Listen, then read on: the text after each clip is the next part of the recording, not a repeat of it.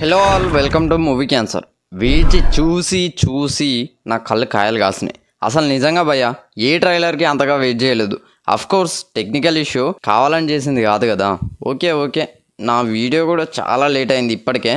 So వీడియోలోకి వెళ్ళే ముందు మీకు ఒక చిన్న రిక్వెస్ట్, ఇప్పటివరకు మన ఛానల్ సబ్స్క్రైబ్ చేయకపోతే సబ్స్క్రైబ్ చేయండి. వీడియోని చివరి వరకు చూసి నచ్చితే లైక్ చేయండి.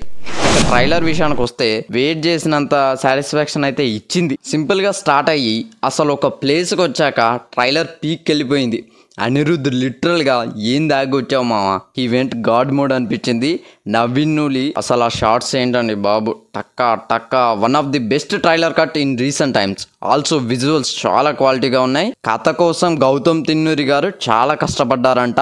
ట్విస్ట్ని ముందుగానే రివీల్ చేశారు. ఒక ప్లేస్ కోసం హీరో స్పైగా వెళ్తాడు, బట్ తను కూడా ఆ ప్లేస్లో ప్రజలకి రాజు అవుతాడు. అండ్ ఆ ప్లేస్ ఎట్లాంటి వారినైనా రాక్షసులుగా మార్చేస్తుంది. ఆ రాక్షసులకి రాజు అయి వాడు కూర్చున్నాడు. ఈ డైలాగ్ పీక్ అనిపించింది.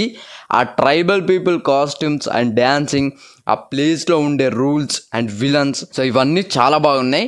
అండ్ నాకు ఒక లుక్ చాలా టెరిఫిక్గా అనిపించింది. ఆ షాట్ ఇది అసలు విలన్ లుక్ మామూలుగా లేదు.